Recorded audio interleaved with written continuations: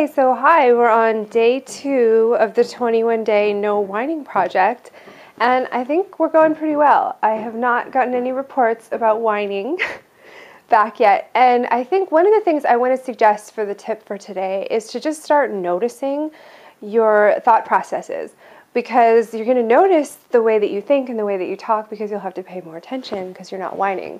An example is yesterday I was going to an event and I had kind of dressed up because it was a business thing, and my neighbor said, "Oh, you look nice," and I just said, "Oh yeah, it's a business thing, like no big deal." And I realized, oh, I could have just said thank you, and it wasn't whining, but I was just more aware of my natural tendency to kind of deflect compliments or to downplay things because, oh, it's just a work thing. So I think that's the first tip. And then an added note is that one thing I've noticed is whenever I take on a big challenge, the world kind of has this reaction like, "Oh yeah, you're going to try that?" And we've had some interesting events which would have tempted whining, like getting a really interesting hate comment on my personal site, having some technological stuff, my iPod not working properly in the car, something I would normally have had some words about, but you just kind of start to roll with it, and it's really interesting to come up against something that's limiting or restricting and say, okay,